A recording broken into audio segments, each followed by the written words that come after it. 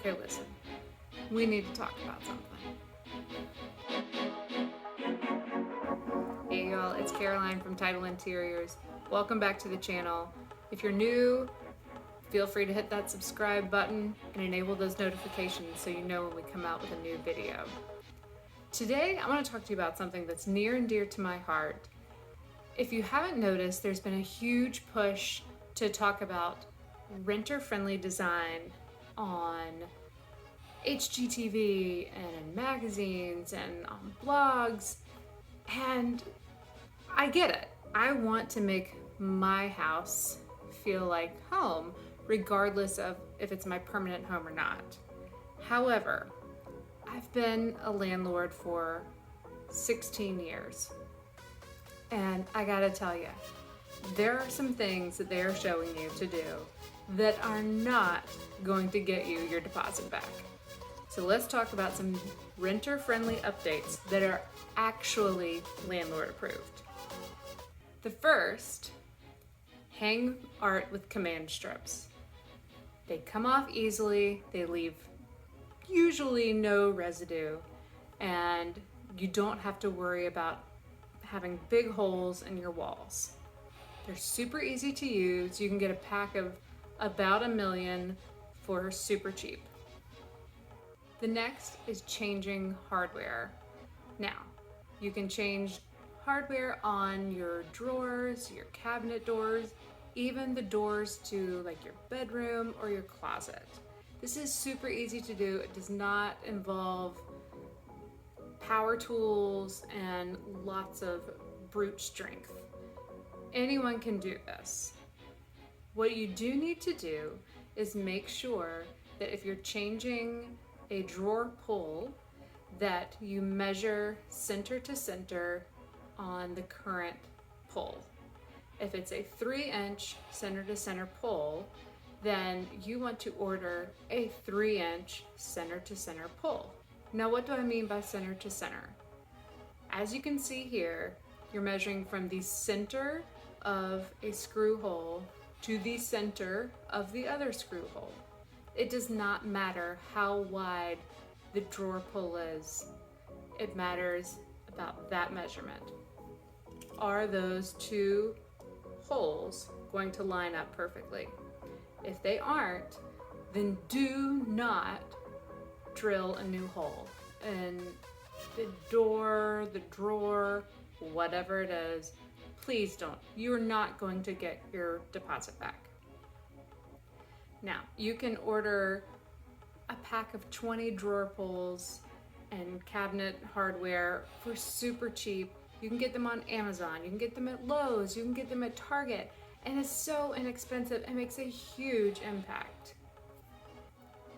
The next is changing your door knobs. Now, as an accessibility specialist, I always suggest using levers. Anyone can use a lever. It's a whole lot easier to use if you have arthritis or any sort of physical limitations. Levers are the way to go. However, I get it, not everybody wants a lever, and you might not be there forever. So do what you want. I don't really care. I'm just trying to tell you what will be best for you in the long run.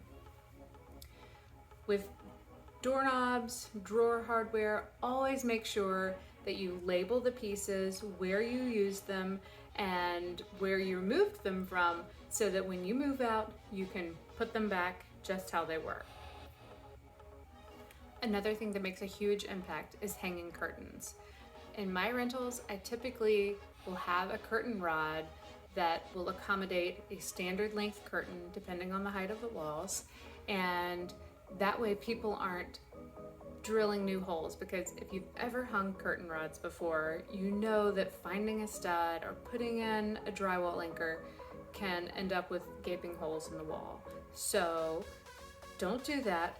Buy a tension rod. Yes, you've seen tension rods before in showers. You know, typically they kind of get that like corrugated look, and they're not very pretty. However, people have started to catch on that, hey, this is renter friendly. Maybe we should sell these. So you can find them at Target, Lowe's, even Pottery Barn has good looking tension rods. Sure, you might not want it to just go inside of the frame of your window, but there are some that actually the tension is placed inside of the window frame and then it goes around so it looks like a full curtain rod.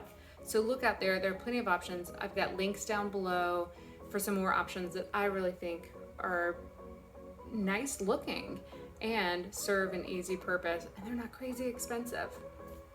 You can change faucets. Faucets are easy to change. They are a little bit more expensive depending on what you want, but for some of these faucets that look like they're straight out of 1980, it's an easy upgrade and makes a big impact. Just make sure that when you are buying a faucet, you know the spread of the faucet. That does not mean how wide is the entire thing. You want to know from this stem to that stem, that is the things that turn or the stems that are coming up through the counter. You want to know how wide those are. Typically, it's like a 4 or 8 inch spread. You also want to have the proper amount of levers. So if you have a single faucet now with just like that ugly crystal thing that pulls up and turns, you want to get a single lever faucet, single handle faucet. That way you aren't taking it back to the store, essentially. Same thing with the kitchen. Very easy, a little bit more expensive, but it makes a huge impact. And if that is what makes you happy, then do it. Speaking of the kitchen, if you want open shelving, but you can't hang open shelves, then try taking the cabinet doors off. Label them, make sure you know where they go, and tuck them away in a safe place so that you can reattach them when you move out. Sometimes it does kind of just look like, oh, the cabinets don't have doors on them, but there are cabinets out there that look really nice with the doors off. You can always put removable wallpaper in the back just to make it pop a little bit. Have a little section that says, hey, these are all of my pretty dishes and all of my pretty things, and it draws attention to it rather than looking like, oh, somebody forgot to put the cabinet doors on. The next is changing your lighting. If you haven't seen it, I suggest looking up here and watching the puck light sconce hack. It's super easy.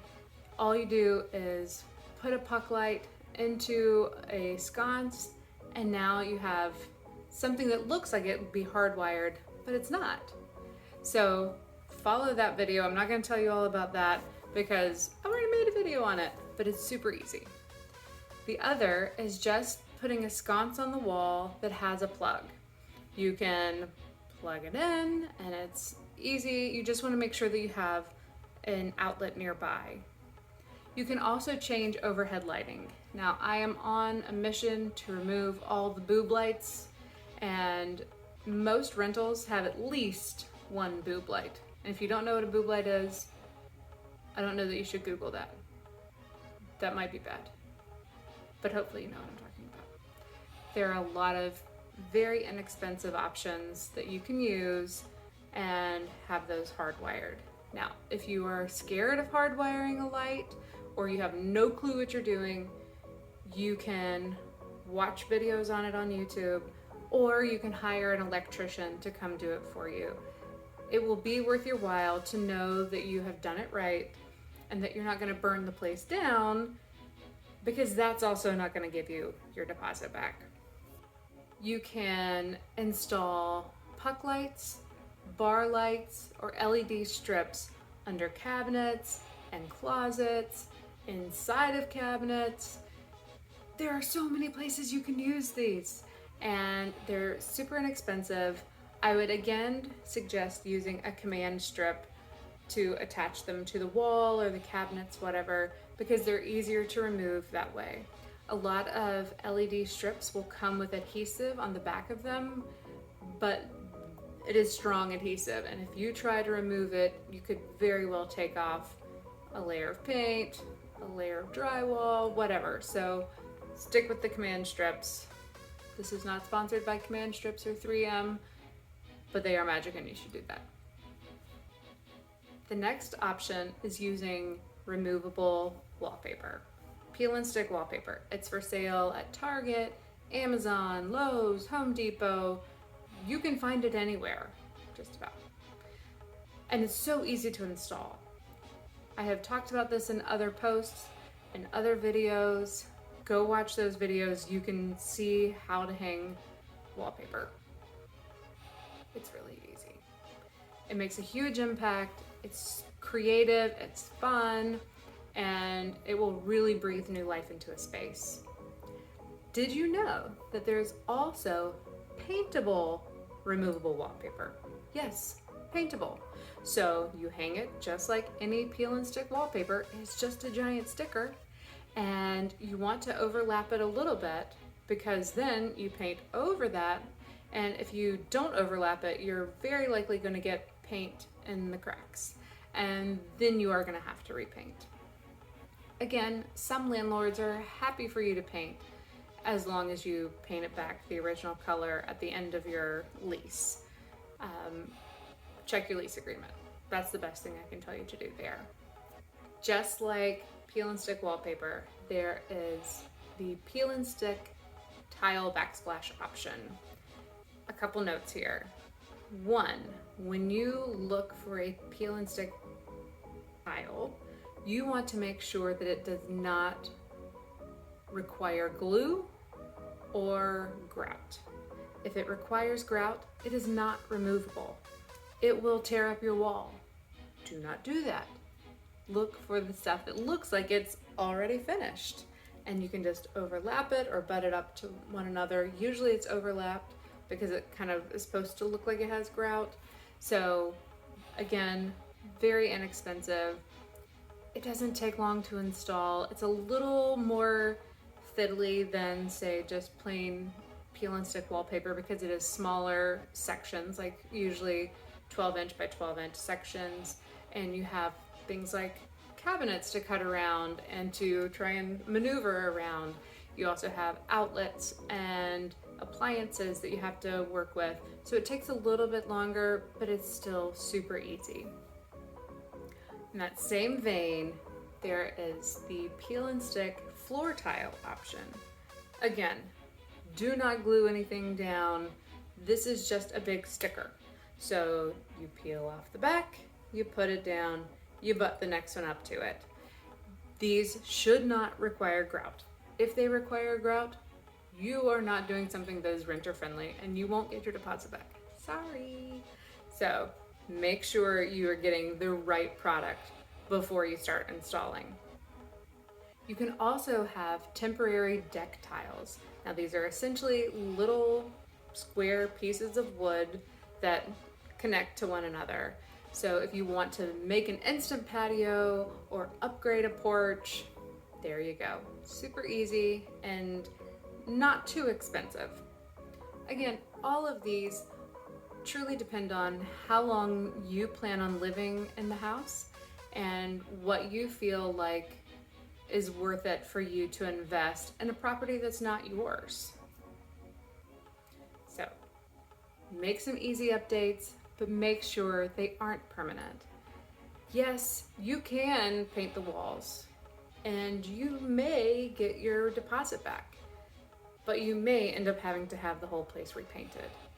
If you paint the cabinets, if you paint the floors, you're not gonna get your deposit back unless your landlord already agreed to that.